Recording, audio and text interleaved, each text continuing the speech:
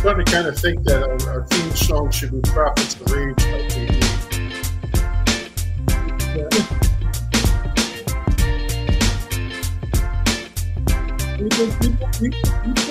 What's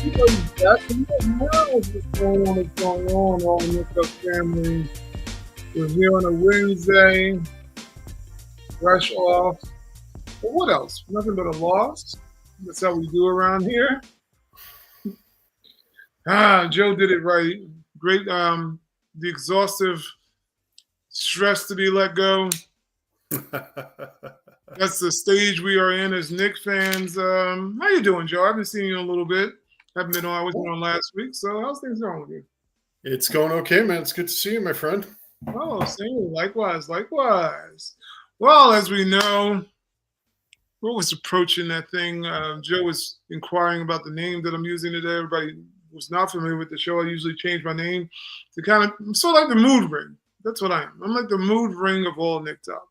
You know, I pretty much my name will tell you where I'm at and where I feel, and maybe the pulse of what I feel like the fan base is in. So right now, my mood ring, mood stone, Nick Stone, whatever you want to call it, Infinity Stones.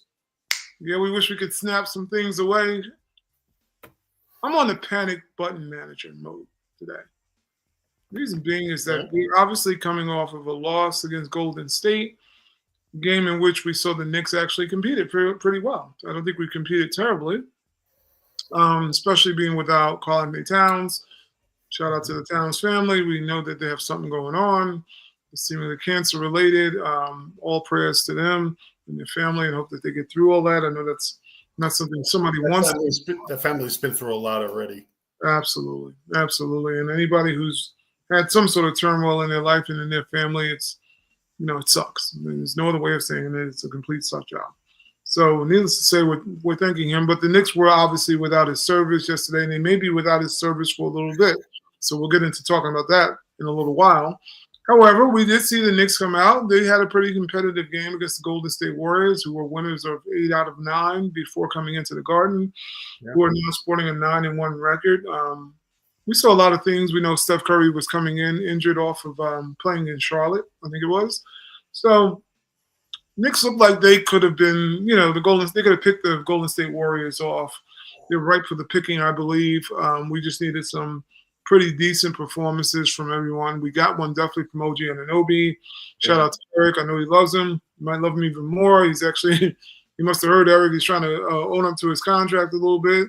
Over the last 3 games, he's been terrific, actually. He's been outstanding in that one game, obviously, which I was applauding him completely.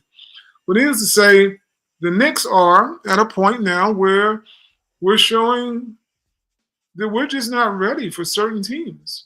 Even when those teams are seemingly the ones that are pickable, you know, winnable, beatable, the Knicks seem to find themselves always falling a little bit short. You know, we see, I think Brunson had 25 last night. We had OG, I think, had 29. He was the leading scorer for the Knicks. And then we look at the rest of the box scores, and we have some question marks. The one person I'm going to throw out here, which he never gets really thrown out to the Wolves, and it's because he's really someone that we all love and admire, and that's, you know, where's Josh Hart when these big games matter? You know, we saw him. I think he had like 3 points yesterday. And when you really look at the totality of Josh's production, Josh is, I think, averaging almost 15 points a game. The Knicks lost by what he averages. If he hit his average, then the Knicks would have actually probably either tied or been more competitive and possibly won that game. So, you know, we've talked about it. We had the 0-7 we've been talking about. That's been a lingering topic. Obviously, that was a lingering topic so much that Jalen Brunson and Josh Hart discussed it on their podcast. You know, the roommates. Definitely a level of concern for Knicks fans that, you know, we've gone all eggs into the basket. We know eggs are expensive nowadays, so there's tariffs on eggs way before the tariffs came. So, you know, if you want an egg sandwich, good luck with you. But, however, we are a team that actually decided to put all the golden eggs into one basket and believe that this is our team moving forward that can compete for a title. So, And think about that, and plus we got Mitch Robinson back, so we are as about as whole as we could possibly be. You know, injuries aside, obviously. But my question to you is that when you see a team like Golden State come in, we saw Jimmy Butler had a bad back. We saw Steph Curry have an ankle injury, obviously. And then next person up is like Pozinski and or Draymond Green. So my question to you, and plus Kuminga was out. So the Golden State really was walking wounded at that point. How concerned are you when we're playing in the Garden and we have a wounded animal coming in, and the Knicks decided that they still cannot kill that beast? What is your level of concern when you think about that? Because we're talking about a team that has some greater challenges, because unless you buy that Golden State is the best team in the NBA, which I don't, we're believing that teams like Cleveland and Boston are teams that are the elite along with OKC. If Golden State is not elite and the Knicks can't beat them as wounded in their own building, then what exactly do you feel the Knicks are? I don't pay that much credence to a single game, personally.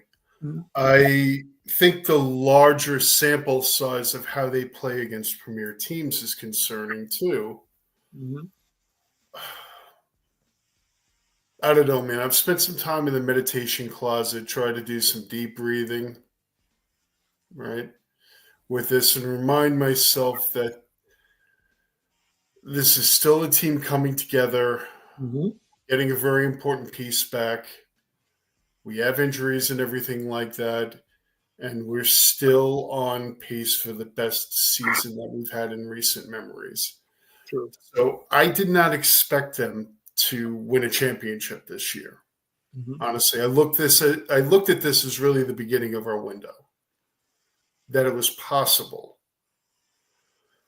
But again, you know, we did push all of our chips into the middle. You're very right to bring that up. You know, we have very limited flexibility, very little in the way of tradable assets and things like that. I'm willing to give it more patience to see what Mitch going in looks like. I'm concerned. The thing I'm concerned about most is the physical state of Karl-Anthony Towns. That is very, very concerning. I know I'm not the only one that's concerned about that. So again, I'm trying not to put too much credence into a single game or the fact that this is the regular season. We have seen highs and lows from these folks. And yes, Josh Hart is a lot more consistent than a lot of our players. So off game, I'm not going to kill him for it. But there are things to be concerned about. There are things that I'm concerned about. We are not ready, for whatever reason that it is right now, we are not ready for prime time. It does not mean that the team has not moved in a positive direction. It doesn't mean that we are better off than we were last year and a better team than we were last year.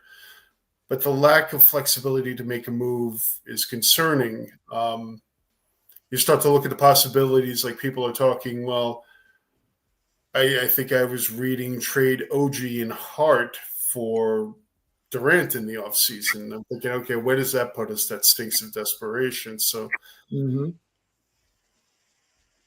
if we are going to ascend to that level of competition, we are not there yet. And it has to be an inside job, and it has to be with this roster right now. So there has to be some kind of inventory taking that's going on inside the locker room of what they're missing right now. We don't think that that's going to happen from the coach end, so it's got to happen from a player end. And we're going back to what we had talked about weeks and weeks and weeks ago, is the emergence of a locker room leader, which we're not quite sure that we have yet. We have somebody with a C on their chest, but we have the talent, Ty. We don't have the coach. You know, we don't have Spoelstra on the sidelines. Somebody's going to have to right the ship, because we do have the pieces. I believe we have the pieces, particularly if everybody's healthy. So I don't know what needs to happen, but it's going to need to happen within that locker room. So I'm not necessarily concerned about what's happened very recently, but that doesn't mean I don't have concerns. I don't know if I answered that question properly, but I'm going to stick with that. Yeah, no. It sounds extremely proper. I mean, we have to look at, and perspective is always needed in these situations. We're looking at a Knick team that, much like you said, is just coming together. Yeah. Look at the results of it just coming together.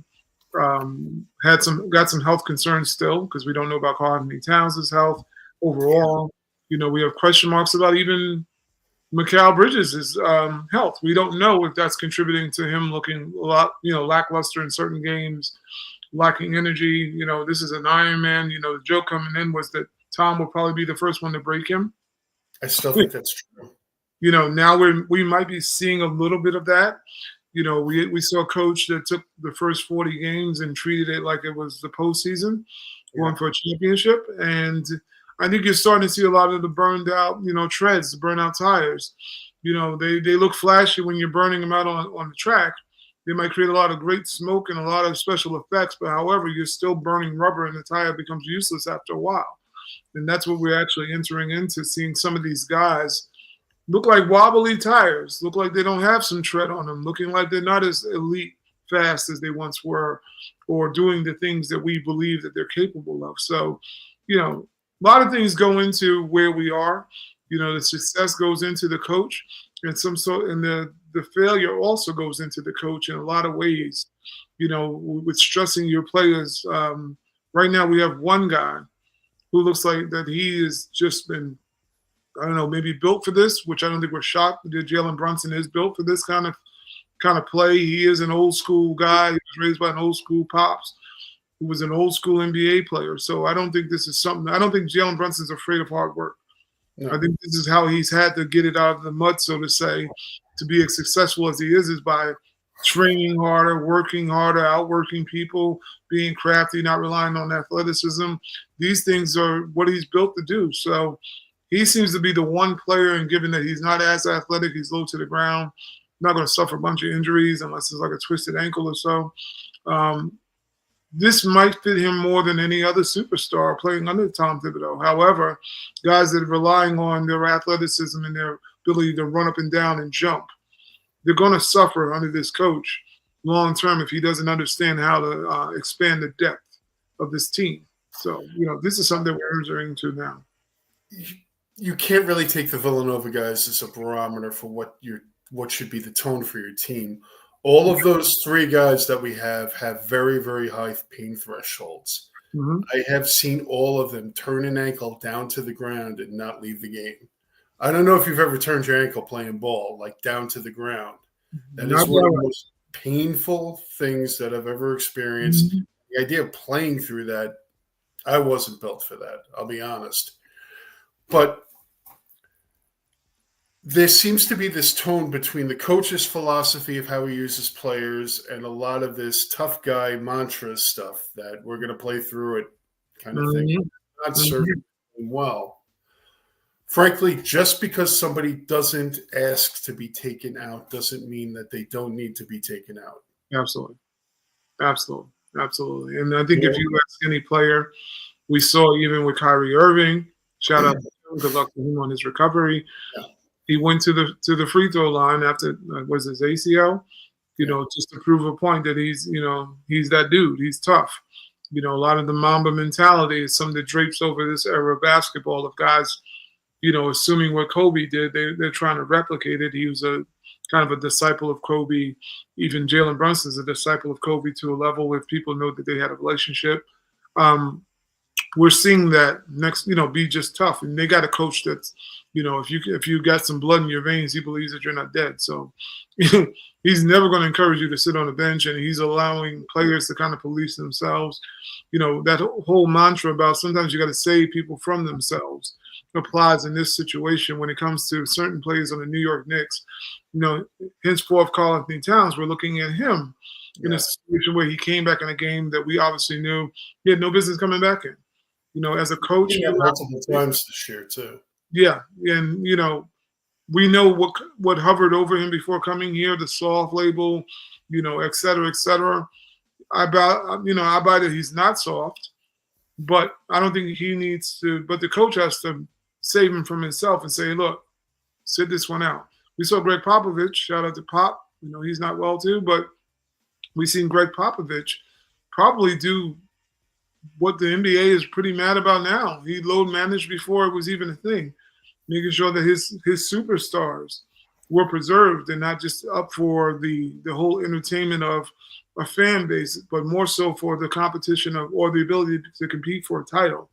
And in the Knicks case, we're looking at, and maybe they believe in the front office, and maybe Tom Thibodeau believes that this is where we are and we can't go further. So therefore, maybe this is an exploratory season to see where we measure the barometer. But I would think if you've got investments in a guy like Karl-Anthony Towns, you got investments in a guy like Jalen Brunson, you got investments in a guy like OG Anunoby, which means that you are placing a lot of monies in those certain players for the hopes that they will produce a title. But if not, they are tradable when they can't. So if you're not preserving them for at least one of the two things or both things to be both tradable and available when it counts. If you're a coach that's not thinking about that, then you're a very short-term person. You're thinking in the now instead of the future and tomorrow. So this is a disturbing trend that you have to be very careful on as coach and allowing him to do so. You have to remember that Karl-Anthony Towns tore a meniscus last year. Yeah. It did not stay out long. I mean, he's battled that soft label probably to his detriment. Yep. Came back quickly on that, played through the playoffs. Anyone who's torn a meniscus knows that knee is never going to be the same again. And regardless of what the orthopedic surgeon told you afterwards, you are going to take a pounding on that knee. Mm-hmm. And a lot of what they're talking about with his knee right now may be a diagnosis that is not associated with the meniscus, but it's damn well the root cause of that. Gotcha. Meniscus is damn well the root cause of that, I would guess. Gotcha. So, again, you have this guy who I've seen multiple times this season hobbling up and down the court, clearly affected with that knee, left in the game in meaningless games at times, and not taken out. Karl-Anthony Towns, who is very conscious of his soft label, will not ask to be taken out of a game visibly in New York. Absolutely. That needs to be done for him. You need some kind of a cost-benefit analysis in these situations of right now, what is the purpose of him being out there right now, whereas you have a knee issue that is turning into a chronic knee issue right now, where he's clearly hurt and he's running on it right now, which is going to further add insult to that injury and will take longer to heal and all of those things. I almost feel like Tom Thibodeau is obsessed with winning a championship, and he feels like that's the only thing that matters. Like there is no broader arc of how to manage this team. Right now, I need to get here to justify whatever. So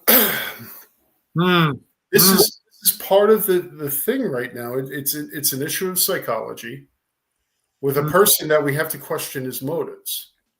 And I love Thibodeau. For years on the Knicks Fix, I was saying we need Tom Thibodeau because we were a garbage fire, literally. Good time. And it is. I look at his reasoning sometimes. I go, "What's going through your head?" Not much. What is really going through your head? No, there's a lot. It's just the wrong things. Well, that's true. That's true. His wiring is a questionable wiring. Just because it's turning on the lights don't mean that you can't fry your house. No. It's literally what we're seeing here with him is that, what is his agenda? And you're very correct and very, very astute in saying that what is his agenda with this squad? Because you're pushing the limits of a team that we're believing is not maybe there, because of a lot of the things around the edges that we have yet to figure out.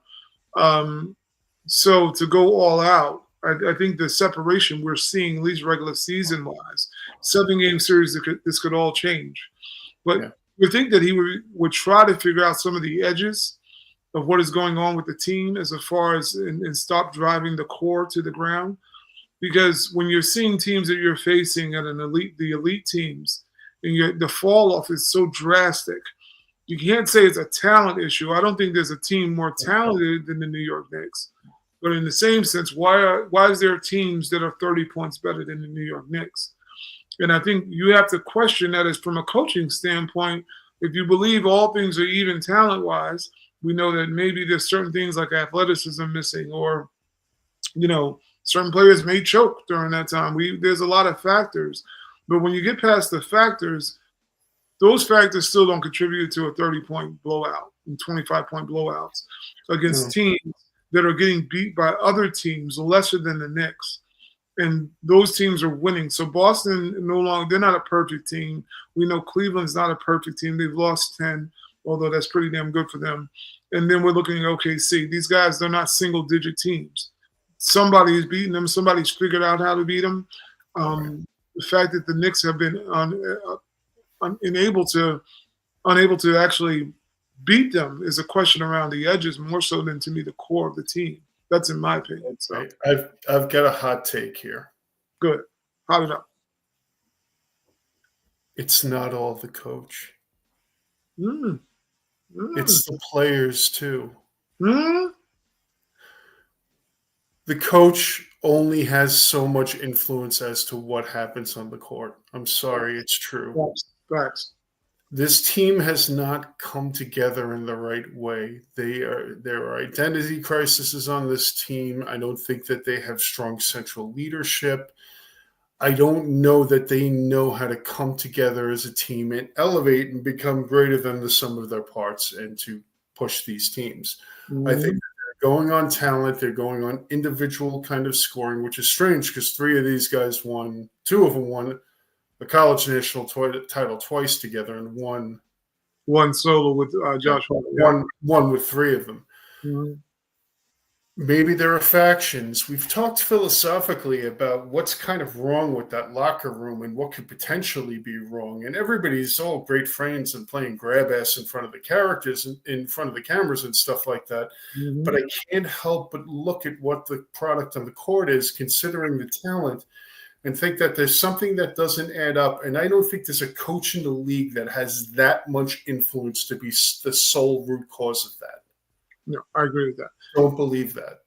Well, let's switch here and have a little fun, because it's easy to blame it on the coach.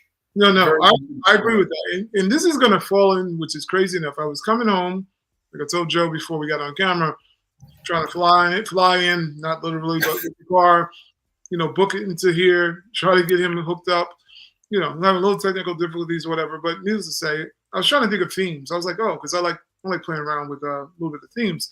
So I was driving home and I said, you know what? I'm going to go in a little bit of the 80s music. I said, oh, well, this group, hopefully everybody's a little bit familiar with it. But I was going to start off earlier before we got into the whole thing about with the Knicks, losing against Golden State, just to recap that. But I was like, I feel like having a little bit of fun with a little bit of play on words. So I was going to the group New Edition. Whoever knows New Edition, you got to count me out. All that. We are talking 80s nostalgia here, because I was thinking about the new neophytes that have come into the Knicks. We have, obviously, Marjan. We have Aston on two-way, and we're believing that it will be Moses Brown to fill out the roster. So I was going to ask you, how did you feel about the new influx? We know some of these guys are on two-way contracts, clearly. I don't know much about Aston. I've watched a lot of film now on Marjan. He has definitely some talent there. He is a talent. He was the 24th pick by the Milwaukee Bucks. Has been traded, been released by the Clippers. Now we've picked him up, obviously, on a two-way contract. Kid has talent. The kid was, touted coming out of, high school. COVID. Was he Connecticut? No, he's from Seattle. He's from Washington. He's from the Washington. What college school? He went to Ignite. He went to G League Ignite. Okay. Yeah, the Ignite G League, along with Dyson Daniels was on his team. The kid was recruited. I mean, when coming out of high school, he was one of the top high school players. He also, but COVID messed it up, because you learn the backstory about him. The kid's homeless. He was homeless with his father for a while. So he's definitely getting out the mud. When you see him, go up and get drafted and he starts tearing up, a lot of that is about what he's endured to get to the point where he is at when he's been counted out. Definitely a good scorer, athletic, seemingly the type of player that the Knicks could obviously use for a little bit of depth at the small forward. Maybe not the starter, obviously, not the second guy, but maybe a little bit of bench depth that I think the Knicks could use just some active athletic bodies. So, and we know the legend of Moses Brown. He's been in and out of the Knicks. He's been in Westchester, et cetera, et cetera. He's shown he can produce when he's played against for Dallas. I think he picked him up one time. Dallas couldn't renew the 10-day contract. Just give a little background. Therefore, he's fallen back to Westchester. A lot of the thinking is that this is the guy the Knicks will sign, and God knows we need some depth at the center and some height. He offers all these things. He's 7'2". So far, he's been throwing up some ridiculous numbers, both in the G League and in the NBA. So hopefully that does transfer. Bringing these new guys in, like I said, is a new addition, straight out of Boston or wherever they're from. We have these new guys in here. Do you think it's important now, given the Knicks, where we stand, both with the injury history? We're talking about Karl-Anthony Towns. We're talking about Mitchell Robinson, who's a little bit limited, obviously on a time restraint until he gets more acclimated. But always the concerns about what has always happened with him is that he's injury prone. So how important do you think in bringing in these kind of guys is it to add them into the depth of the existing team? Although we know we have some rookies on the back end, but Huck Porty's now injured. McCullough was injured, probably not in the best shape right now. He's working his way into it. Dottie, another guy. We've seen bits and pieces of him, blah, blah, blah. But these guys you're bringing in have a little bit more cachet and a little bit more experience. Outside of Ashton, I don't know about him. But do you think it's important that Tom obviously starts to look at these guys and kind of dispel a little bit of the worn outness of the Knicks by putting a couple of these young legs in from time to time to kind of just give these guys a breather and a break, and also to see what they got? What do you feel about that? I think that's kind of like asking a fish to ride a bicycle. Well, I will say one thing. We've sneakily come up and become kind of a team that's not half bad at developing young talent. That's true. That's very true. So give a lot of credit to Leon Rose for that, because it doesn't have anything to do with our coach. Mm-hmm. So that's an agenda that was pushed outside of his sphere of influence. Mm-hmm. True. Very true. You asked, is it important that they're doing this? Yes.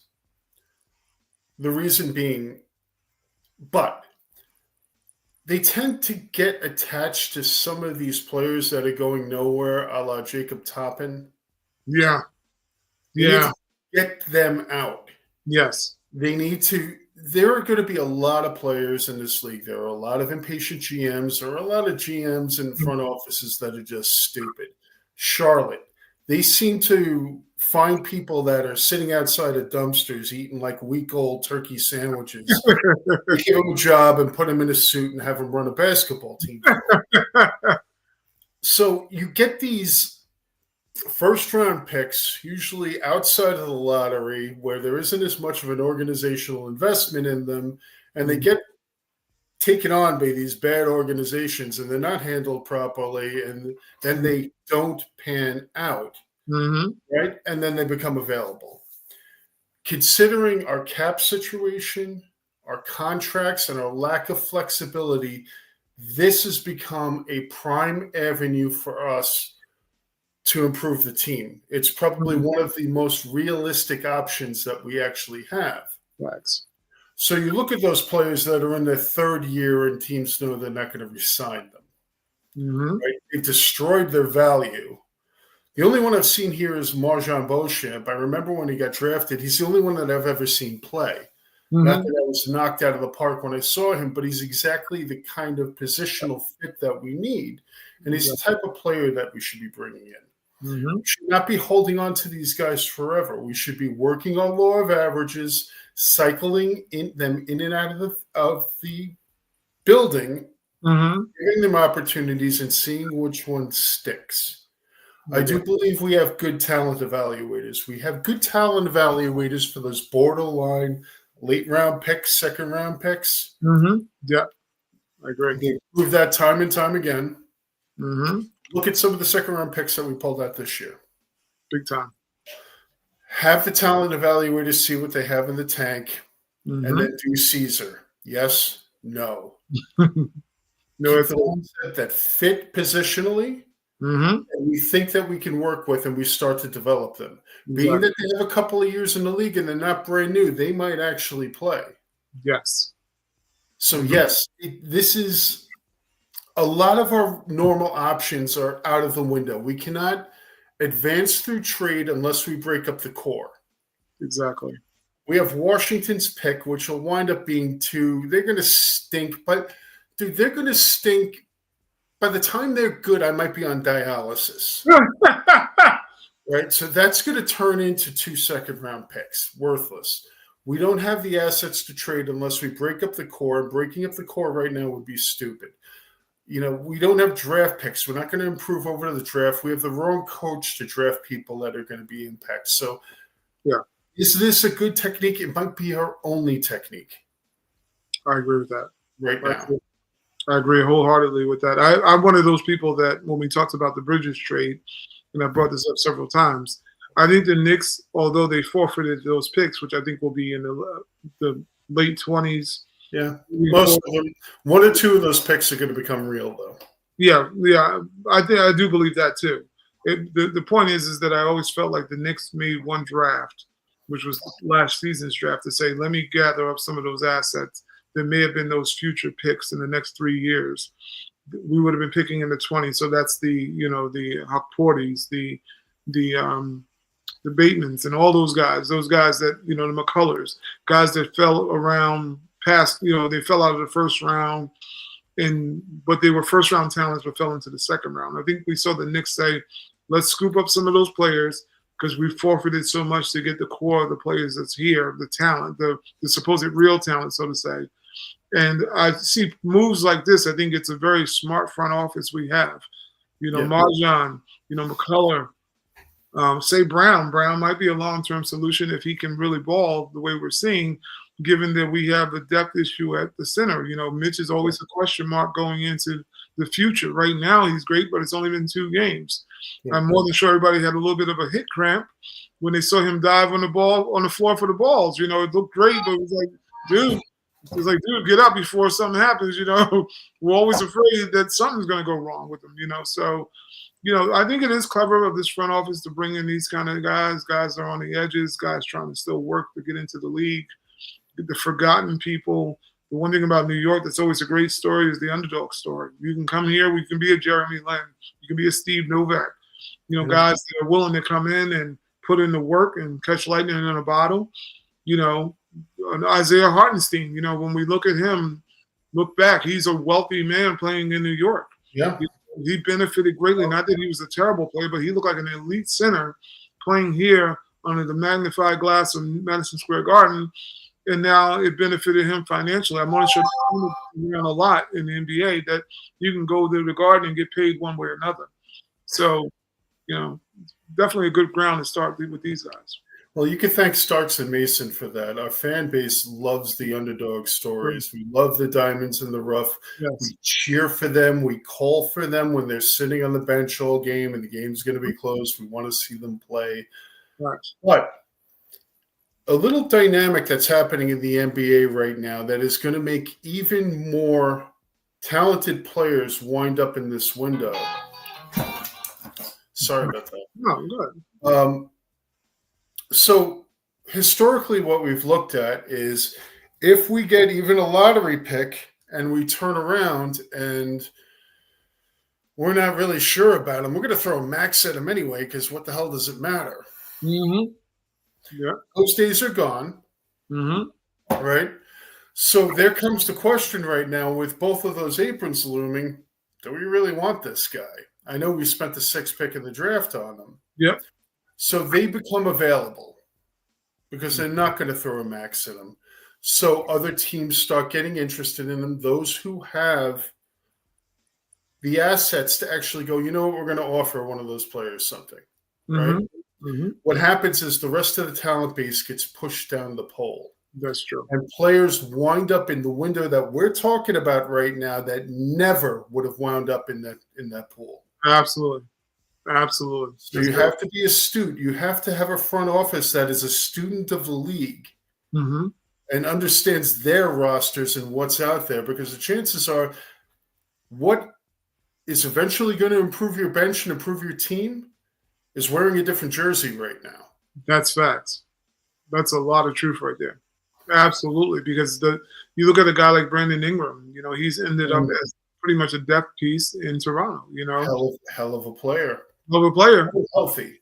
But then they're like, well, we're not going to pay you for that. Although you might have what's going to end up happening, much like you said, you're going to see if it's a 5-star league, you're going to see 3-star players become bench depth, which is kind of incredible when you think about it. It actually will strengthen your team.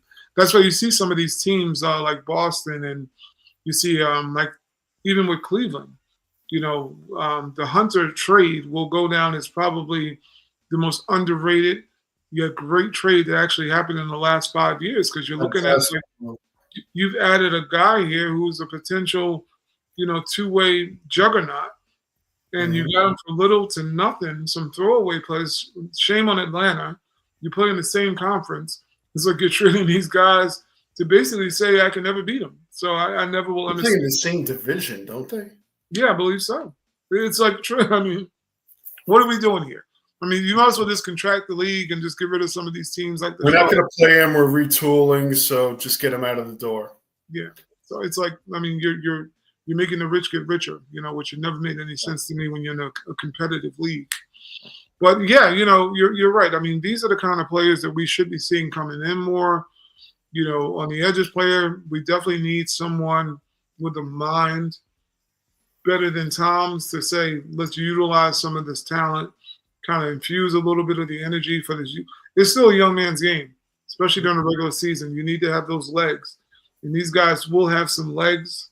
And it would be very important or imperative to me that whether or not that the Knicks develop inward and outward as opposed to outward inward, because what they're doing is they have a bunch of great core talent, but you're wearing the hell out of them. You got to go on the edges and pull some of these other guys that you have already on your team and say, let's do some plug and play or some mixed lineups or whatever, because this is just getting ridiculous. So let's transition a little bit, because this makes a little bit of sense. I'm going to say one more thing before we transition. Go ahead. This whole dynamic that's going on because of these aprons is going to cause a strike. We are going to see a players' strike. The players are going to strike over the aprons. I know if they didn't fully understand or they had bad representation by the leadership of the union, there's going to be a strike over these aprons. I agree, because this has crippled players' ability to make money. It's going to be much like the union had bad leadership, and they had no foresight into what this really meant. This is up this through, man, and it is. A lot of people are losing a lot of money over this. There's going to be a lot of unhappy people. Randall, when we were talking about what Randall was going to get, I told you all he is not going to get the contract that you think he is. You did say that. You did say that. Not going to get the contract that you think he is. So we're talking about maxing out Randall. I'm like, nobody's maxing Randall out. No way. He's going to suffer the most come free agency right now. He's going to opt in. He better opt in. The final year of his contract. So if he opts out, man. No. There's going to be a lot of slow singing and flower bringing for the Randall family. I'm going to tell you that much. I'm going to transition when we're talking about depth. I'll tell you, I'm going to stick to New Edition. I'm calling him Jalen Bobby Brown Brunson. Not that he wants to be associated with Bobby Brown and Bobby Brown's actions. We know this. Love you, Bobby. Your prerogative. We all get it. However, the one thing that broke up New Edition was that Bobby Brown went solo. That's the key thing. He decided that he had to go do things on his own way, his own prerogative, and make a career for himself. Smoking crack. Yeah, a little bit of that too. A little side action for Bobby. You never noticed the jaw action, Bobby. It's all right. It's all right, Bobby. It's all right. Yeah, he's a little trap jaw.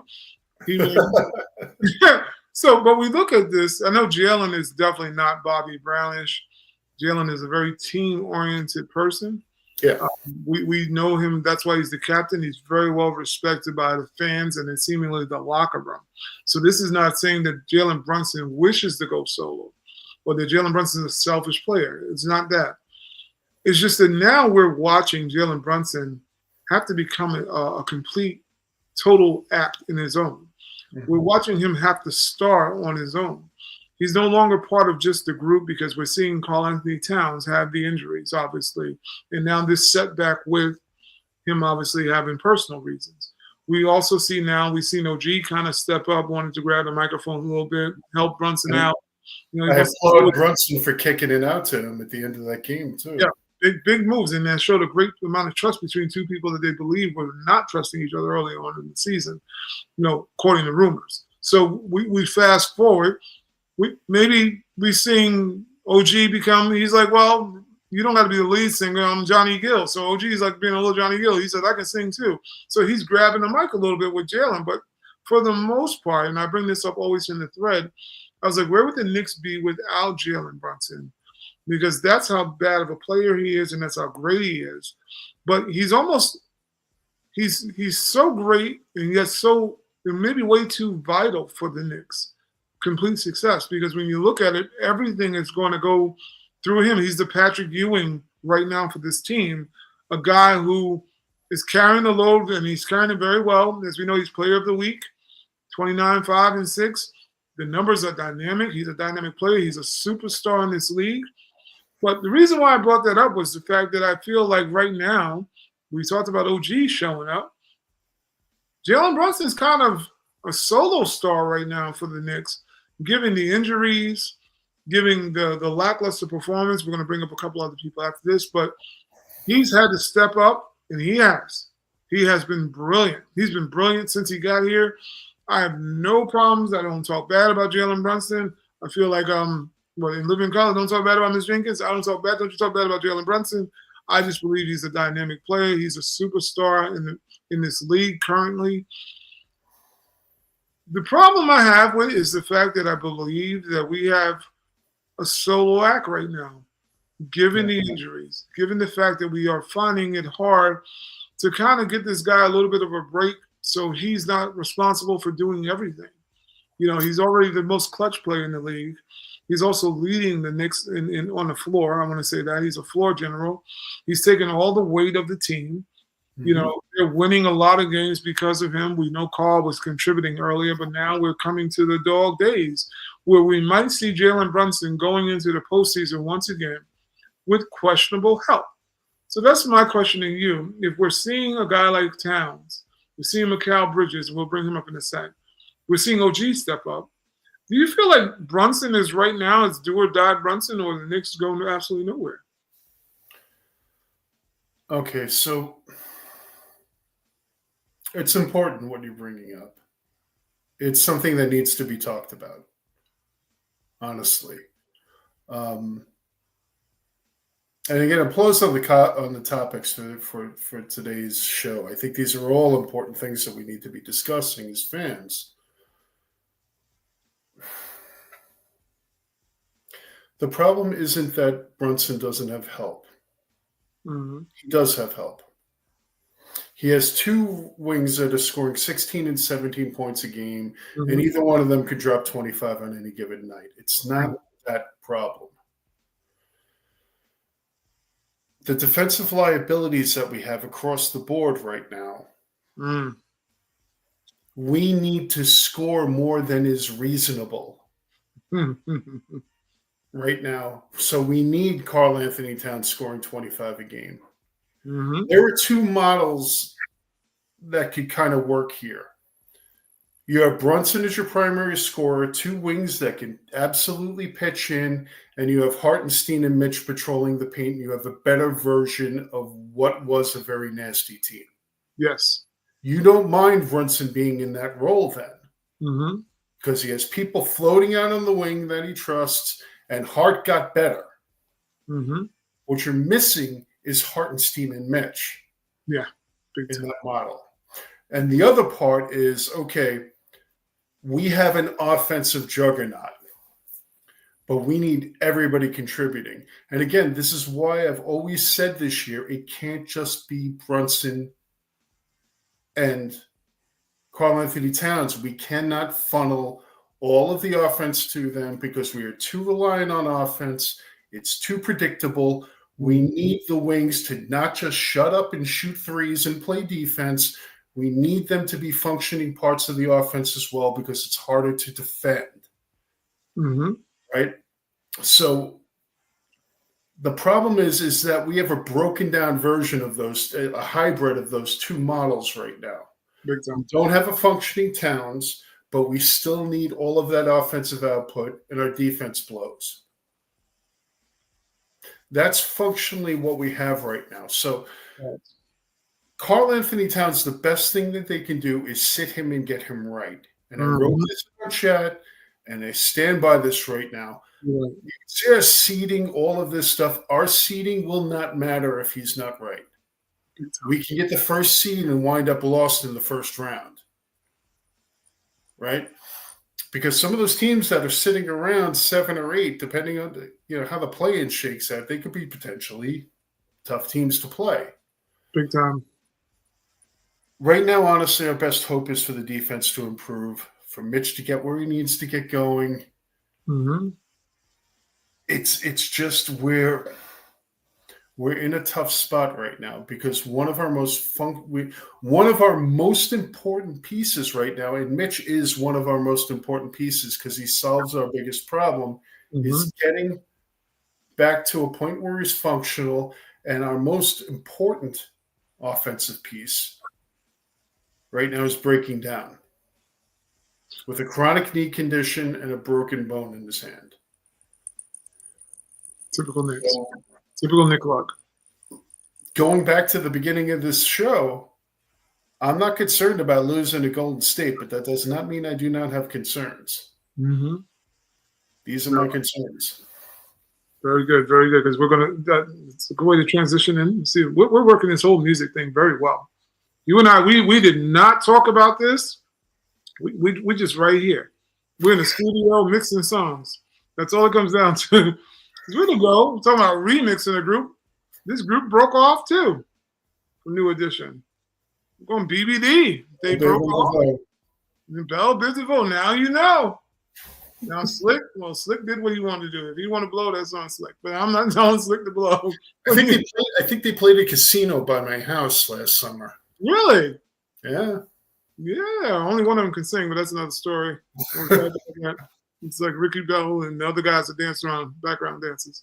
But I'm bringing up this BBD because they were a dope group that broke off from the New Edition core. The reason I brought up these three dudes, which is Josh Hart, Deuce McBride, and OG Anunoby, is we started to see in the last couple of games Tom kind of tinker with these guys, like putting them into the lineup. Deuce has come through. Deuce is on the loose. Deuce, as everybody know. I kind of made a comment in our private chat about I believe that maybe Tom has found a lineup that makes a little bit of sense to kind of close out games. Being that we're going to talk about the next guy in a little bit, but we've seen the iteration of Josh, Deuce, and OG. OG's been a freaking beast.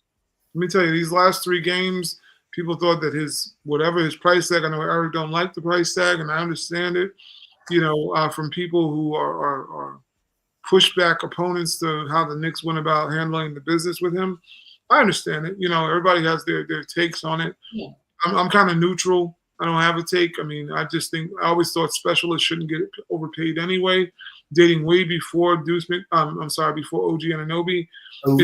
Preference. Specialists. Yeah. It is what it is. I mean, this is going to look like a discount, which is going to be funny enough. In a couple of years, OG's going to look like he ain't paid. He's going to look like when you're averaging 16 points a game. Are you a defensive specialist? And you're shooting the percentages he's shooting. Are you a defensive specialist? I think he's more than that. To me, he's being. I would say he's not a defensive specialist. He's Yeah. a more rounded player than you think he is. Yeah, I agree. I don't. That's not my pushback. I think that he is a No, very. I'm just talking globally. No, I agree with you. I agree with you. I don't want to. I always think a defensive specialist is like somebody like Rodman, Ben Johnson, Rodman, Ben Wallace. Ben Wallace. Thank you. Ben Wallace. Dikembe Mutombo. Mhm. Rest in peace to him. Guys like that who were completely focused. Patrick Beverly types. Bruce Brown. What's the other guy? Was on Boston for a minute, and then he went down to Memphis. He can't shoot. He couldn't shoot even with a BB gun. But I can't think of his name. But he was also a defensive specialist. He couldn't shoot. Marcus Smart. No, not Smart. But Smart is actually funny. That's one of them. But there's another guy prior who, when they won a championship, I can't think of his name. Tony Allen. Tony Allen's another guy. You have guys who are about. Yeah, they're defensive guys. OG definitely has more in his bag than just playing defense. Yeah. I think we're seeing a guy who probably, if he stayed within the confines of his real skill set, would be Kawhi Leonard light. If he stayed within his skill set, meaning don't over dribble, don't pull moves that we don't think that you're ready to pull. You're talking about a guy who would probably be about 17 points like he is. Excuse me, 2 steals a game. I wish he boarded a little bit better. Obviously, that's the one concern I have with him. That's the big weakness. Yeah, but other than that, I don't think of him just being one-dimensional. Like, that's all he's out there to do. Because he's proven that this year. He's proven that he can be capable of doing a lot more. He's not just shooting threes. He's putting it on the deck. He is very efficient when not shooting threes. Yes. He finds spots within the offense pretty effectively. And let me tell you, how he played in that last game against, what was it, Miami? He can do what the hell he wants to do. I don't know. He can shoot 900 shots. Because what he brought in for Miami, I've not seen a player. I'm trying to think the last time I saw a player intimidate a team. I'm not talking. He didn't intimidate one player. He intimidated that team because they were sitting there. Tyler Hero called for a pick because he's like, I can't get him off of me. So and he called for it, like, come get him because I can't get my shot off. And he was a terror. I'm trying to think of a guy that I can even think of. Maybe Dennis Rodman was a guy that was everywhere on the floor, everywhere all at once, as that movie says, everywhere all at once. He was everywhere all at once and affected the whole team by playing the kind of defense that he used to. And I'm definitely talking about like a young Rodman. He was vicious in Detroit. Everybody knows him for the blonde hair and just rebounding, but we're talking about DPOY. Rodman could impact any team, and be a terror. And it was sustainable with him. Like even the defense that we saw from OG is not sustainable defense to roll out every single game. It's just sometimes you're on. With Rodman, that defense was sustainable. He was like that on Tuesday playing in the Clippers. Friday night playing the Celtics. He was always that player.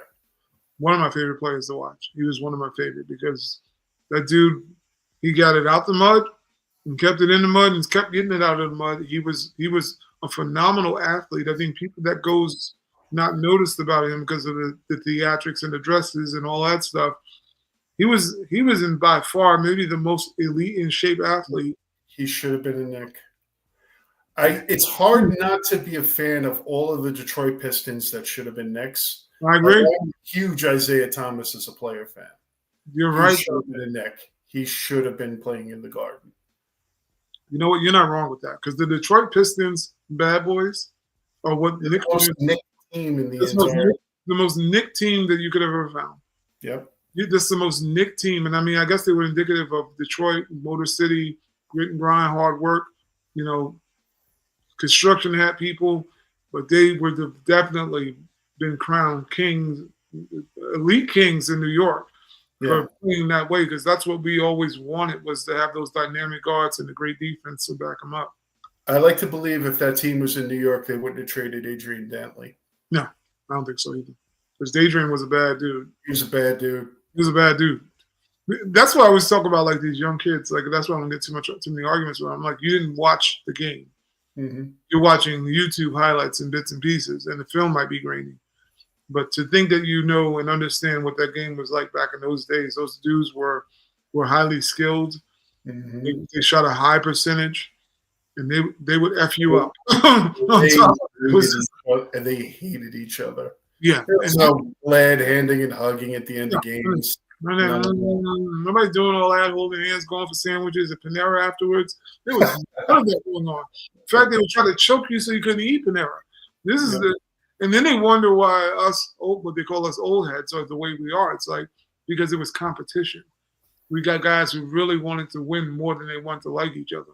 So that's why we missed that in this era of, oh, come here, let me give you a hug. We lost to you. Nobody wants to do all that. Yeah. Especially not New Yorkers. New Yorkers definitely not trying to play that game. One of the reasons I like Russell Westbrook. Russell Westbrook seemed to be like the anti-current age of players. He didn't want to know nothing from you. Yeah. Your game. He'll slap away people's hands. I do appreciate Brunson, although I know he's a lot more kinder than Russie. Brunson will not allow an opponent to pick him up off the ground, even if he knows them. He's like, no, I'm going to let my player come get me. You can't touch me. Mm-hmm. And he'll tell no disrespect, but they're going to pick me up. You're not here. Because that old schoolness is what's missing out of the NBA. People want to know why the NBA suffers because you got nobody to dislike. You did dislike LeBron, but it's like everybody buys him as a villain. They just buy him as like go. There were no more war. There were no more wars, Ty. Wow, none. That was the thing, man. Look, man, I don't want to be get off my lawn guy, although I am get off my lawn guy. The high drama of the war with two teams that didn't like each other is what is missing from the game today. Big time. Big time. Big time. People don't believe it. You watch the Celtics, Lakers, the 80s battle. Basically, that's what it was. Celtics Pistons. Remember some of the brawls in the Celtics Pistons? There was no love lost. And I don't think people kind of get that. There was no 76ers Celtics. Yeah. 76ers. Dr. J's 76ers. Yeah. Fights that broke out. Dudes, I mean, you're talking about real punches, not this. No real punches. Oh, no. I heard the nail, and there's a flagrant. We're talking about, dudes. I'll never forget the one story that I always find, which was so indicative of what that era meant in a competition level, is when Kevin McHale's foot was broke, and he was playing against the Pistons, and the Pistons sought out to step on his foot every time on the floor. Yeah. He knew it was broke, and they said, "Let's see how long you stay out here." That is a strategic tactic to win. I mean, seriously. And that's some twisted stuff. It's like, no, we're going to see what your threshold is. And people are like, oh, this is more skills. Yeah, but you might want to say because you're dancing with the ball more and you got more isolation plays. But run some of those guys. Like I know we see Steph. No disrespect to Steph. I know he does this whole nap thing. You would have been real sleep against the Pistons. You did that one time, this whole showboat. Mm-hmm. That next time, I guarantee you will never come back in that lane again. You would have been smiling with a gap in your teeth. Yeah, you would sitting there. All your fencing is going to be missing because I'm going to tell you one thing: those dudes were laying out dudes, and a lot of people go, "Oh, Michael Jordan complained." It's like he should have. He almost got murdered. Literally, you got guys knocking you out of the sky. Not like you're going up, and they're like, "Oh, you want a free for all?" Do you how committed are you to really coming into the paint is what those guys were making people wonder. Because if you're not willing to take that kind of brutality, you are not going into the paint. Those were real men playing that game. There was no pumps. There was the whole 80s until the early 90s were all men playing. Well, you look at guys like even Craig Alo from and realize how nasty and competitive a dude he was. What? He looks like somebody that should be selling you insurance today. That was the tone of the game. I posted the other day, I don't know if you got a chance to see it in our thread, but it was Vernon Maxwell, who I think is probably the greatest interview right now because he doesn't know how to have a filter. And he's telling the story. He's been crazy since he came out of the womb. Yeah, that dude is so. He tells the story about how he lost all of his points in college. I think this is mind-blowing because of how he thought. and he probably still thinks that way, to be honest. But I digress. He tells a story about John Stockton and how nasty of a player John Stockton was, and how brutally nasty he was. He was willing to do anything to kind of win games. But if you saw John Stockton, and I'm going to show these young little whippersnappers out here now looking at him like, oh, he's a car salesman, or oh, look at this guy. He was a chiropractor, and it's like he was trying to break your back. But it wasn't the kind of friendly break your back. These dudes were nasty and willing to poke out your eye to win. Yeah. You don't see that nowadays. So, that's what a lot of the Pat Riley era, why they wonder why Knicks fans loved Pat Riley when he was here. It was that it's us against everyone kind of mentality. And I think that's what is missing from the fan bases of all of the fan bases, us against the world kind of mentality. You don't have that in the NBA right now. So you kind of see it with the Knicks a little bit. They're a grimy team. Well, at least they were a grimy team. But last year we did see it was us against everybody. No matter who's on the floor, we're going to compete. And that's what's kind of missing now. So that's one of the reasons I like the Philly season last year, because there was heat there. Yep. It felt familiar. Seriously, those dudes came in with an agenda to snatch someone's heart. And they literally felt like Philly was their own, basically because they played in Philly, as Villanova alum. So we did see them come in was like, we're snatching your lunch. And OG even snatched lunch. He was like, I'm not even from Villanova, but let me snatch your lunch too. Because that tomahawk he did on Embiid was just some disgusting work that I always love seeing. But we're talking about a gritty threesome right here, no pun intended on the threesome. Josh Hart, Deuce, OG. I think they kind of give or are indicative of those guys that are trying to get at it with a lot of tenacity. And I think something that these three guys, if you're going to start tinkering a little bit with the starting five and looking what you're going to close out with, Deuce McBride has been, a guy who definitely brought his game up to where it is. He's earned his paycheck. He's probably earned a bigger paycheck right now, than what he signed. But I think this is a team that Tom Thibodeau can move forward with and kind of tinker with down in the playoffs to see how it works out. I like that, especially if we're talking about Cat being out. If Cat might be out in some of these series or whatever we're going to do with him, I think you got to switch the defense. This might be one of the best defensive lineups you can put in if you put in Mitch into the starting five and see and let it fall as it may, because this might be what we're looking at, especially in certain key points of the game. I'm going to transition to this guy. Go ahead. You want to say something else? I think Deuce is kind of interchangeable with Bridges, depending on which one is hot. Bridges is still the owner of the best defensive sequence I've seen all year, including the show that OG put on. He's just been consistent. Yeah, because you know what? You're right. Because I was bringing up to Eric. I said, well, the key thing was the wings did come in that game against what was the team that we were playing where he against the Grizzlies. That those two wings, those were wing stops. Those weren't Buffalo Wild Wings that game, because Bridges, that 8-second call was gigantic. Yeah, it was huge, and then him thwarting the shot from John Moran on the penetration that bounced funny. That's all Mikal Bridges. Yeah. So let me transition to him.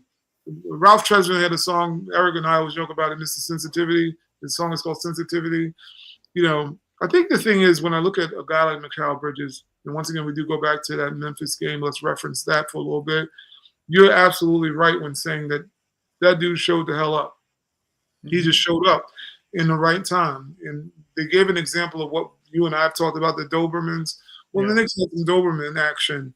OG was another Doberman coming into Miami. But we finally got a chance to see these guys, although we've been waiting patiently for some of these things to come along.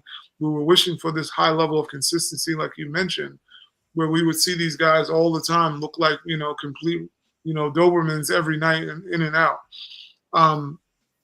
We talked a little bit about the attrition of the year. Maybe Tom has burnt some of these guys out. Mikal, I know, has been talked about prior about the lack of rim protection. Yeah, the rim. We need rim protection. No, but affecting how they patrol the perimeter. But it is, because now that Mitch is in there, now these guys can now say, hey, take more risks. Yeah, we can take the risk. We can actually play our man. When you get into the pick and roll action, I know people want to say, "Oh, I can't believe they're not defending it." Well, you know what? Most of the league never could defend the pick and roll. There's a reason why Stockton has as many assists as many, and Karl Malone has as many points running it. It's a hard thing to defend. It's always been hard. So don't think it's because of the Knicks. All of a sudden, these guys are whack because they can't. Malone got 30,000 points playing with one guy basically for most of his career. Cantor spent 9 years in the league and still couldn't figure out how to defend it. It's just tough. It's a tough thing because it comes down to basically having a counter for something you really don't know what you're countering yet. Because once you get into pick and roll, it can roll, pop. You can slip the screen. It's a whole bunch of whatever. You just got to be as prepared as you can. Well, more than likely you're going to fall susceptible to it unless you pick up a guard, maybe full quarter, 3/4 court, and don't allow him to get into a set. So that's just going to be something tough to defend. But we get back to Mikal Bridges. Excellent, like you said, John Morant defense caused the 8-second turnover. Pushed him off on a bad shot, heading to the rim towards the game, which sealed the game. I think the thing when we look at Mikal Bridges, the guy's not demonstrative. He seems almost too calm. He's not a New Yorker. You can tell he's not like a New Yorker. He almost reminds me of somebody who's Californian. Californian people are very laid back. We'll get him next time. He's a and I say he's got a little Euro in his game. He's like, oh, Jalen's got it, and he's got it going on. I'm just going to sit here. Problem is with that is that it looks like you are a sensitive, soft dude playing in New York because New York likes the rah-rah and the grit and the grind, and they like what they saw from OG. They've seen him beast on guys. We see Mikal more or less be more of a finesse player. Somebody even brought up the point that his shots are never towards the basket. They're more fadeaways, although he's making them. They're like, oh, it looks like style points as opposed to looking like Dante DiVincenzo, flexing on the floor. I think that's the thing about Mikal. I think he's getting these labels, and I call them Mr. Sensitivity because they thought Ralph Tresvant was very sensitive, but the dude can sing. He could sing. He might not be as imposing as a Johnny Gill, but he could still sing. Or he wasn't with the same flair of Bobby Brown, dancing over there. He was just a crooner. He was a smooth crooner. I think when we're looking at Mikal Bridges, I think we're seeing a lot of those similarities. The guy is just really a laid-back player who's very capable, but you may not get that player all the time that you have the expectations of having because you attach the picks to it. You attach what you've seen in the past from other players, and you're expecting this guy to come out with some ferocity. And I just don't think it's his personality. I don't think that's who he is. I think he's a very laid-back kind of guy. When you listen to him on The Roommates when he first went on, they talk about him getting bullied by Josh. And Josh beating him up basically in practice. And he's still friends with Josh. I wouldn't be friends with nobody who beat me up, but I'm just saying that lets you know the mentality of Bridges. Like, I'm okay. We'll be all right. And I think that's what you're starting to see a lot of that. And I think the Knicks fans are looking for that dude. And I think that dude shows up maybe when it matters the most, but you won't see him consistently doing the same thing with the same kind of fervor or tenacity where it's like in your face. You'll see like the 8-second calls where he's exhausted on the floor, letting you know, hey, look, I gave him my all to get this play completed. You're getting that kind of effort. So that's my question. Do you think it's more of the cosmetics of Mikal Bridges' game and his mentality that is allowing more people to kind of criticize him, waiting for those moments, whereas maybe the moments have been there, it's just not been at the frequency or the intensity level that we've all been wanting? Okay. Another great topic. All right. I think if folks are questioning his intensity, they're doing it because they're myopic and they're looking at a particular thing and not the whole package. Mm-hmm. People that lack intensity don't have that commitment to defense that he has. Mm-hmm. They don't have his pain threshold and his ability to pay through pain. Mm-hmm. The only way that you have the monster AC Green type of extension, Mm-hmm. consecutive games played. This is a person who has deep inner strength to be able to do that. It's just not manifesting in a way that we expect a lot of our players, like a John Starks or Josh Hart, or some of the other players that we've seen, like an LJ over the years, and see it manifest in that way. Not everyone is built equally. I'm okay with Mikal Bridges. And I think that signing will be better next year and the year that follows and the year that follows, personally. I think that there is an identity crisis that, again, is going on with the locker room, and I think it involves him. I think it involves OG from time to time. Mikal Bridges, I still support the trade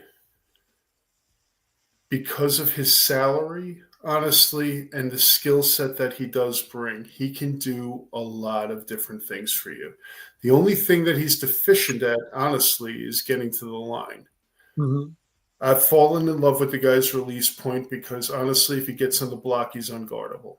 Big time. That shot is unguardable, right? It's not being utilized effectively. His release point. I think he's lost in the offense. There have been times he's been integrated more because he's lost his way, but he's not assertive in that way necessarily.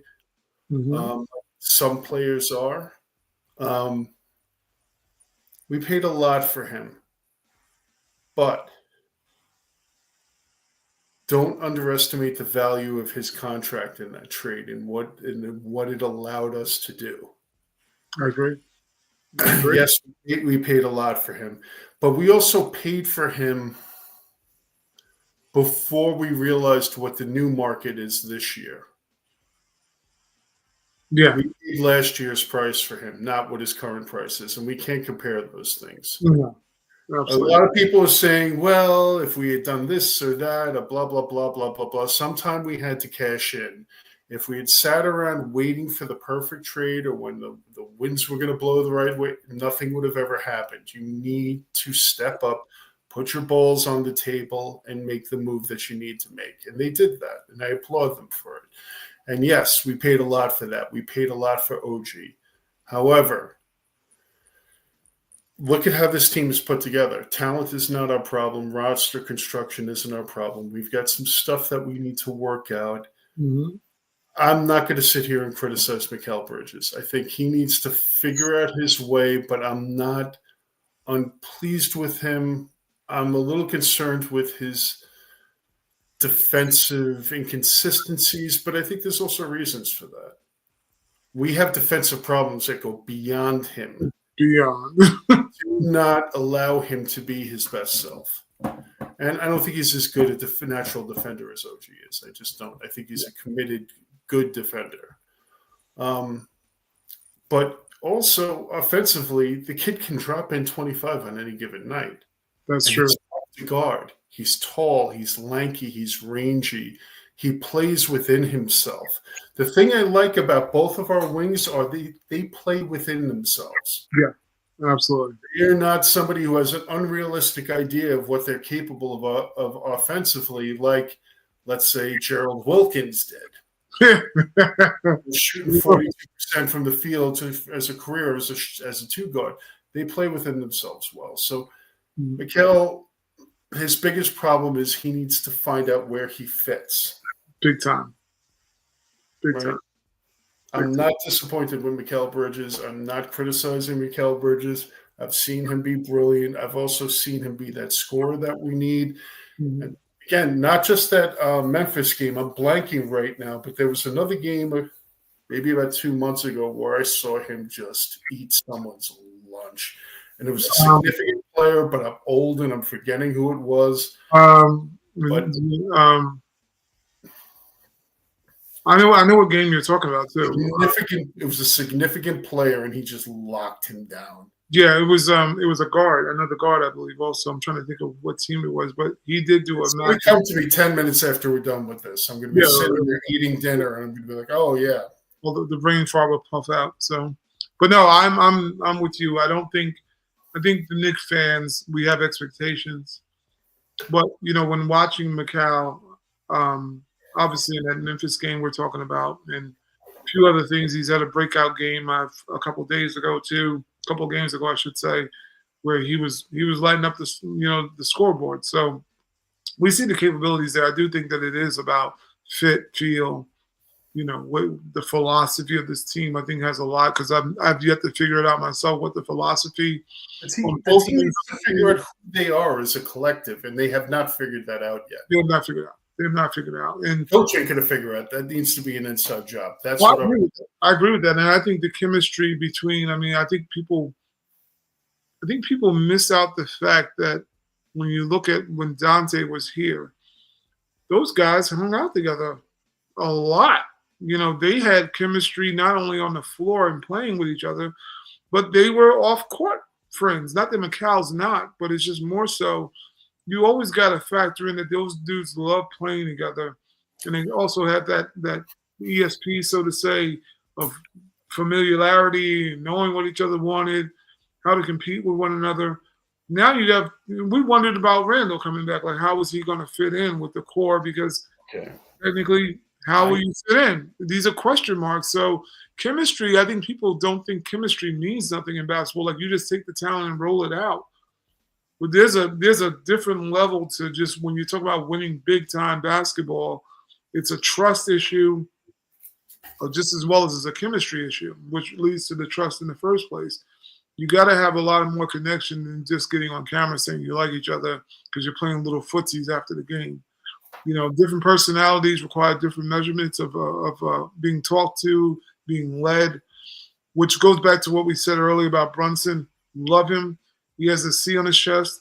I'm not sure it's not – nobody's arguing against it, but there may be a debate about it to say whether or not that was earned as much from the respect of the locker room as far as did they want to annoy him that, or did the Garden feel – the people at the Garden felt like it was because it was a good PR thing. I mean, everybody, they put it all together. It was masterful. We have a captain in New York. I never even knew nothing that the captain was that important until now. But needless to say, I think that's something that you have to let the players honor the guy with more so than you honor him with. Not just saying that Jalen Brunson's a bad candidate, but I don't think that's something you can be a candidate with. I think that's got to be something that the locker says, this is the dude. And because whatever he says, I'm going to go do it. I don't know if he's that dude. I have a theory about why these identity crises are happening now. And go back about 3 months, and I was talking about this on this show. Okay.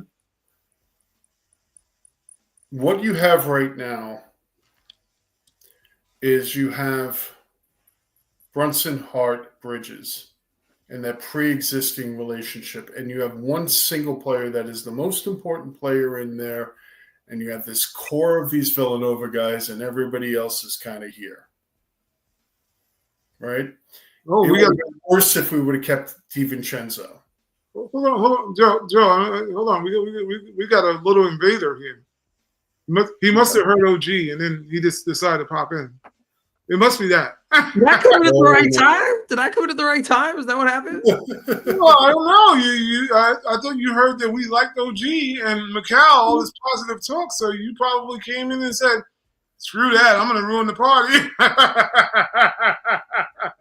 No, just been a busy day. I popped in to say, "Hey, let me see if they're still on," and you guys are still on. So I'll join the show for a little bit. Cool. All right. Well, just to let you know, I did a whole new edition theme. That's what it was. Oh, did you? He was on to Belle Biv and DeVoe, too. Yeah, I had to bring it all in. And I said, because I winged it. It was really funny. I told Joe on the way coming home, I was trying to rush in and get in. I'm do a little pop, 80s pop theme, but I didn't know how I was going to do it. So I literally typed those while I was waiting for Joe to get connected. I'm like, we're just going to play what I'm going to wing it. So we had Mikal, Mr. Sensitivity Bridges. Little Ralph Tresvant over here.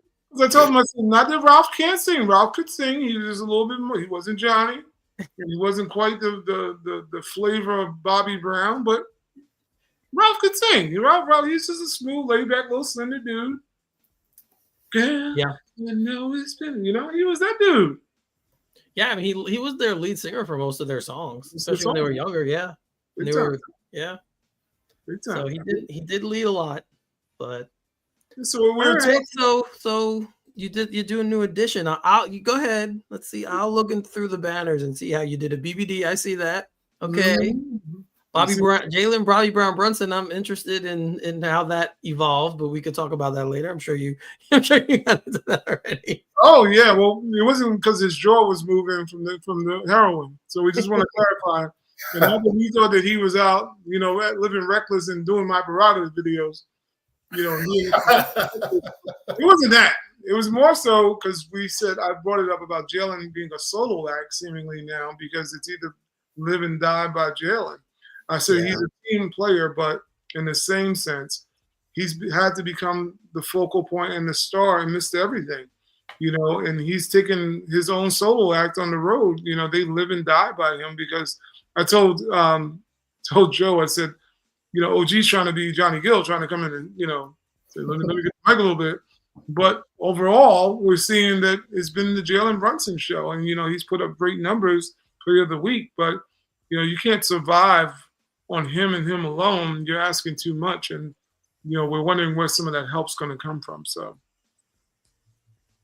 it's not going to come from anywhere that we don't already have, right? Like it's gonna have to come from. It's gonna have to be an inside job. Inside job, absolutely, absolutely. The guys who we're paying the big money to, and I think we touched on this last week, but definitely you're gonna have to get more out of Bridges and Anunoby, especially if Towns continues to play hurt. He is hurt. I don't care what anyone says. You can tell. He's absolutely hurt. Yes. We talked about that a little bit today. Yeah. Mm-hmm. So I think, they need these two guys. OG's the highest paid. Well, technically Towns is now, especially if you go on a year-by-year basis. Mm-hmm. But OG got the Knicks signed OG to the largest contract in team history. They traded for Bridges with the largest package in team history, giving up all those picks. I can't recall another draft where they gave up that much draft capital. So, like we said when the trade happened, those were the moves. That's it, guys. These are the two moves they made. Mm-hmm. And then getting Towns. That's it. This is the team. This is the core of the team now. Mm-hmm. So they need to get more out of those guys. And I think, like you said, OG, the last few games has been I think he took more shots last night than anyone on the team, which was surprising. Yeah, I think he did, definitely. I think he led the team with 19 shots. So, he's doing it. It's really Bridges that's been to me more disappointing. So it's funny that we're here, and I don't know if you got to this part yet. Yeah, well, you're coming in on it because I was saying about we were talking about that we believe Bridges. One thing that doesn't help his visually as a Knick fan and from Knick fan perspective is that he's very laid back. He's not like a New Yorker. We saw the Dante DiVincenzo, come in. He's from B-more, with the flexing, the grittiness. And Mikal's more like, we'll get him next game. He's like one of those, passe people, not really caring. Doesn't show the energy and the grit and the grind. But Joe brought up a good point. He says he wouldn't have that streak of this many games played if he wasn't a tough guy, which is very true. That's I just think that cosmetically, we are looking for some sort of intensity all the time. And I don't think he's wired to be that person at all. I think he's wired to be, like I said, he's like a European or what I told Joe, I said he's like Californian people, like very laid back. Yeah, you're on the west, you're on the east, you're on the beast coast, as I call over here. There's no time. 30, I always say New York minute is 30 seconds. We don't got time for that crap. And that's literally seeing him be that way laid back. I think it's a little bit probably annoying to some New Yorkers to watch that. Who thrive on the Starks personality, the Hart personality, the LG personality. The Jeremy Lin, also the Novaks, guys that come in and get it out the mud. And we love with the double check. we love those stories in New York. And Brunson is one of those stories now. A guy forgotten, never thought he was overpaid, whatever the story is, not as talented, if you want to say in quotes, as most people, if they want to say. I mean, we're just hearing it now. One of the subjects I could have brought up, and it's a good one that now Eric's here, is about the whole talk between Jeff Teague. Jeff Teague making a statement that New York Knicks fans, and no offense to Kyrie Irving when I say this, the New York Knicks fans would be all right if they traded Jalen Brunson back to Dallas and took in Kyrie. Because New York Knicks fans, they would like to have Kyrie more because of how he dribbles, basically his style points. This is just keeping it a buck. His style points would mean more to New Yorkers than Jalen Brunson's grittiness and the way he plays. And I'm like, first and foremost, drop the crack pipe. Second of all, you're not a New Yorker. Shut the hell up about New York when you're not from New York. We do not want that. And what did Kyrie do in Brooklyn? Exactly what every night would have been a nightmare for every Knicks fan if he pulled that crap in the Garden, because we're used to the crapologists coming in here and not doing what the hell they're supposed to do. Brunson is a New York Knick, and they brought up, because Kyrie's from Jersey. Where's Brunson from? Jersey, last time I checked. You know, he grew up in the Garden. He grew up in the Garden. I mean, that ship has sailed. There was a time where I think we would have been okay with it. I think he's matured in his defense. I think he's matured. Yeah, I agree with that. Right? He's gotten out of that. It sucks what happened to him. I feel terrible that he, blew out his knee. I said I think the basketball guys are punishing Dallas because if they traded Doncic, I think they're punishing them but I mean, he didn't deserve it. He was having a fantastic year.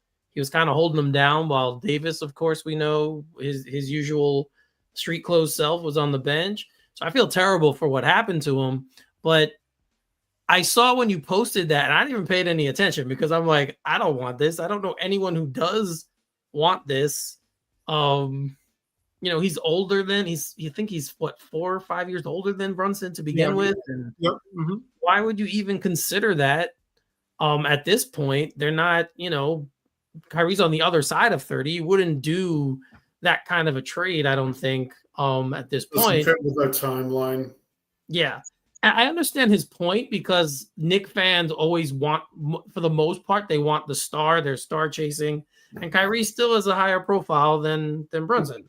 I don't think there's anything, I'm not saying anything crazy by saying that or shocking. So I understand his point. And a lot of times I agree with Teague, but not on this one. I'm not. There are Knicks fans that would. Yeah, of course there are. But there are also Knicks fans that, probably need to be on meds. They still want Randall back. There's plenty of Knicks fans who still want Randall back. And, there's just other thing. I think Joe might be one of them, but there's plenty of Knicks fans that want Randall back. I appreciate Julius Randle. I know you do. That's why I said it. I was playing, but I know you do appreciate him. Just like I appreciate Tom Thibodeau. It doesn't mean that they didn't need to go. Yeah, I'm sure there are Knicks fans that still want Emmanuel Quickly back. And big time. I'm sure there's plenty of Knicks fans who are still upset about that, and they'll argue to you're blue in the face that they should have never included him in that deal. So I think fans are always going to fan. That's the best way to put it. Fans will always fan. That's true. But at the end of the day, I mean, logic and smarts should kick in and say, just on age alone, that would be a terrible thing to do. Terrible thing to do. Terrible. And just basic wisdom would let you know that Brunson's the best thing that's happened to this franchise in how many years? That's the thing. I mean, when you're talking about trading, literally the savior of the Knicks, when you think of it in a lot of terms, the guy who didn't fear being the savior, but he came in saying, I'm not the savior. And he ended up becoming the savior of the Knicks. His arrival made things different. Yeah, you can in a way that Melo's arrival never did. Right. You can make a case that he's the most impactful Knick since Ewing. You can make that argument. I would agree with that. I agree with it. I agree 100% with that. So, which is crazy when you think about it, how bad they've been since they traded Ewing for the most part. But it's the truth. I mean, could have been like Porzingis could have been that, but we never found out. Never found out. We never found out. Never found out. So it's this guy. This is it. He's the guy. Unassuming dude that Tom Thibodeau, his one smart thing he's always said was about Brunson. He said he doesn't look the part. And that's the absolute truth. If you picked out someone out of a lineup, that would never be the guy you said he's going to come in and change the Knicks. I would have never picked that. Only person I got to say rest in peace to Kyle. He was the only one I know who said, "Can we draft him?" Yeah, And I I remember was that. like, wow. I said, no, there'll be an uproar. Not that it wasn't one after Kevin Knox was picked, but don't get me wrong. But we're looking at a guy like Brunson, proven winner everywhere he's gone.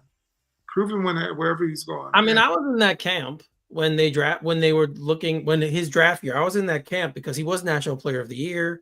So like I remember watching him and he led them to the championship. So I'm like, he's a very good player, but I never saw this. I never saw this kind of impact. No, I thought he'd have a place in the league. I thought maybe his ceiling would be like a Fred VanVleet, who very good point guard, but never an elite. He's not an elite player. Brunson's an elite player. Like that's I'm shocked sometimes how elite he is because I catch myself watching him like, is he in a Knick uniform? Like, I mean, literally, like that is the shocking part. He plays for us, right? Like, Knicks. Like, this is what we've been waiting so long for. And then to know that this guy's delivering on all avenues, especially the clutch part. We've always had talent in the Garden, and we know Melo was always the clutch guy who you can count on. If the game's coming down and he's got the ball's in his hand, we can possibly win. You always had a chance of winning with Melo in the game. And then you're watching a guy like Brunson who just takes over the damn game, and it's like they can't do nothing about it, which is kind of crazy. It's like he has to make a mistake. He's one of the first players I've seen as a Knick that you're losing because he made a mistake, not because you actually stopped him. That's why those defensive lineups in the fourth quarter really matter, because dude can get his shot wherever he wants in the fourth quarter, and he's clutch, which is why you need all those defenders. That's why you need Mitch out there in the fourth quarter of close games when it counts. Mm-hmm. Because you have the dude who can get you the bucket when you need it. You need stops. That's when you were talking about that lineup and you put it up on the banner. It was like, yes. Mm-hmm. We're Mitch in there too. That is the closing lineup. That was the BBD. Yeah, Josh Deuce and OG. That's what we were talking about. That lineup. You need it defies logic in a lot of ways. Because he's not a superior athlete. He's not particularly fast. Like, you don't look at him and say, oh, this guy's should be a great NBA player. He just completely defies everything that he does is based off of his work ethic and learning angles and footwork and hesitation moves and knowing how to use his body to protect the ball. Like, he's really, really technically smart, which is what makes him such a great player. Absolutely.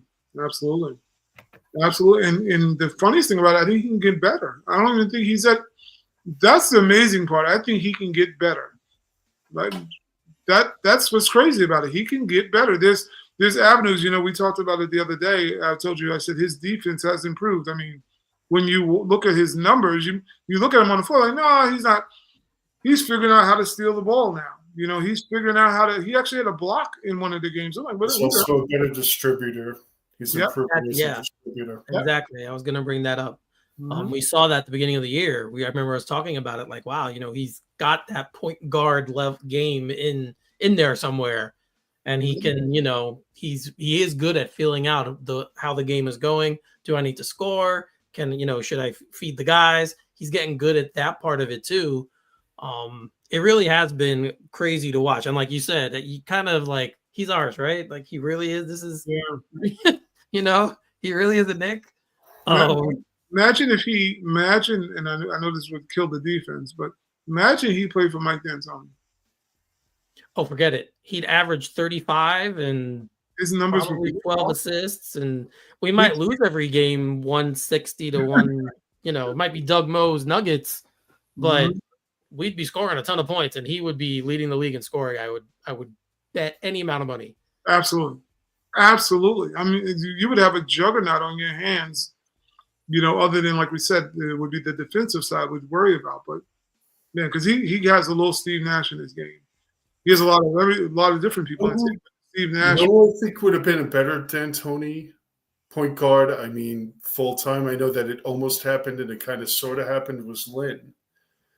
When Lynn was operating in D'Antoni's offense, I saw a lot of Nash in there. Yep.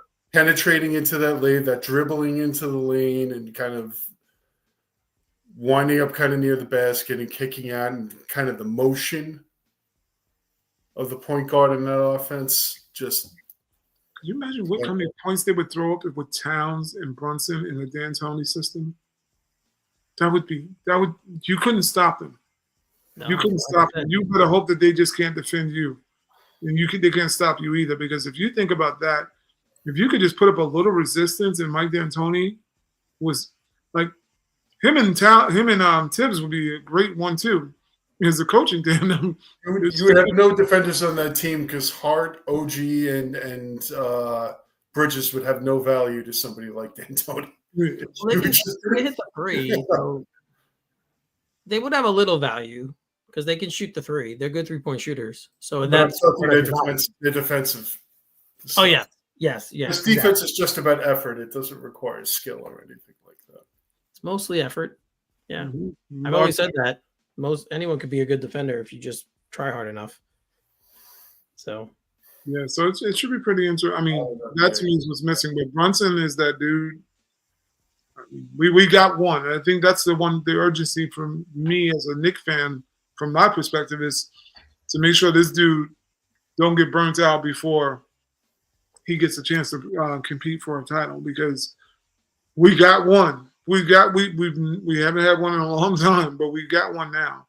And we thought that the pairing and how this team was constructed helps to get him closer to winning a title. But, this coach burned him out in 40 games. A lot of the talent we're seeing and the suffering, whether it's Karl-Anthony Towns' knee, now Josh Hart's knee, noticing all these things are knees.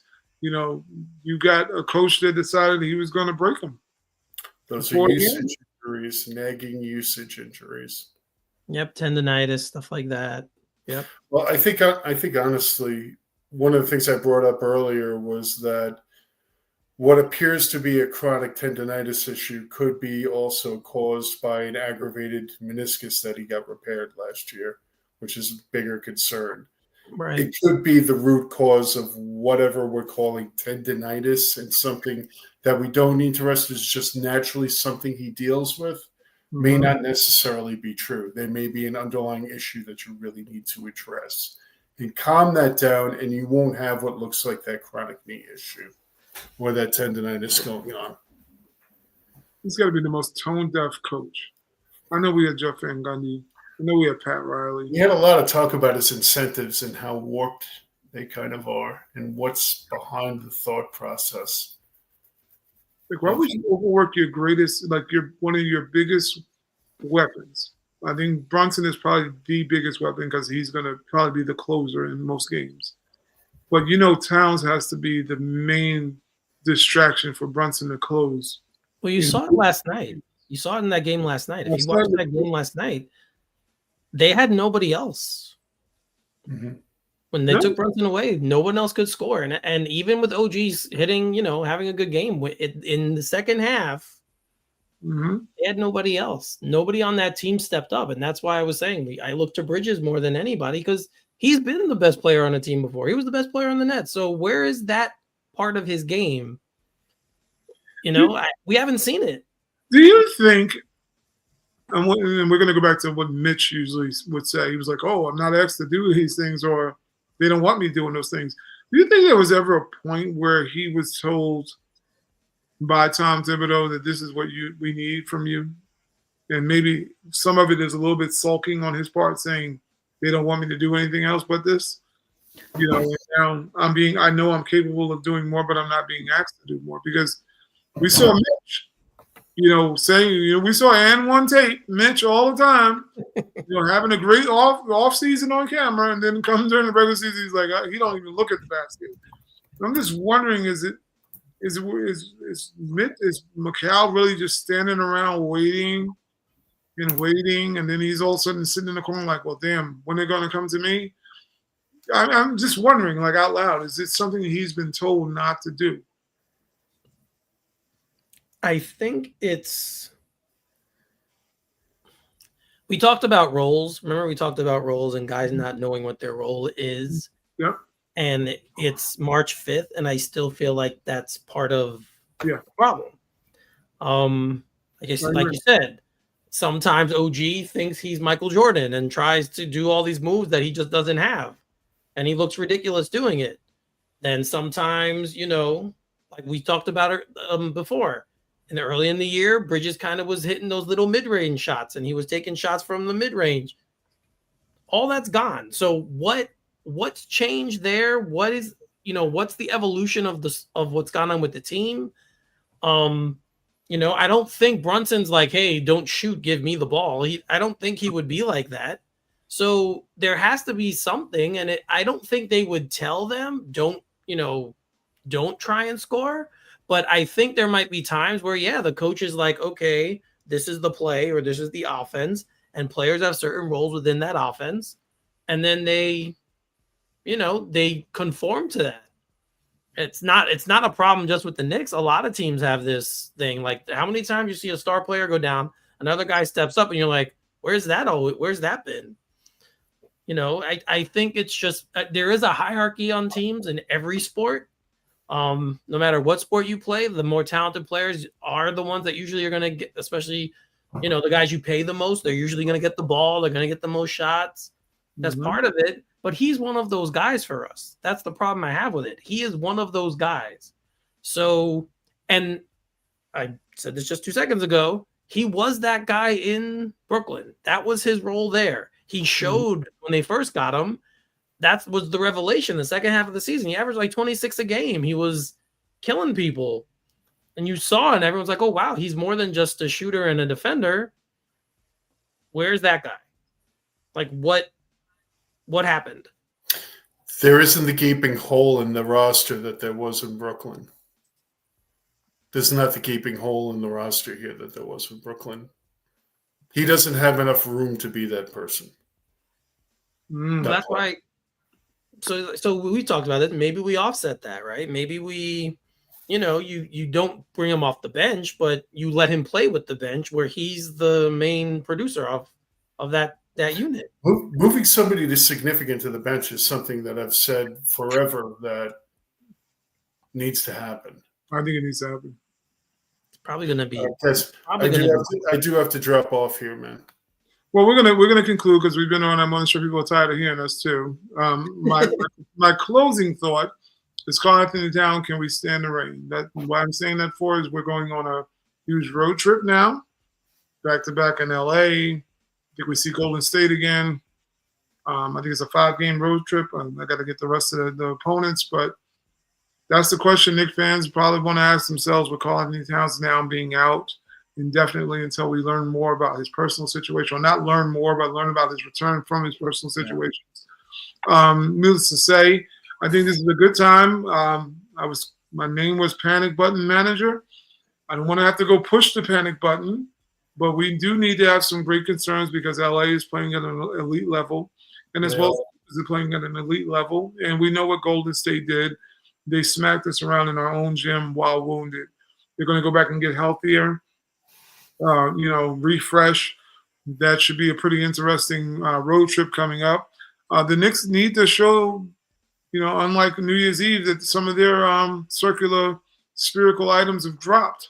They're gonna have to ball up a little bit.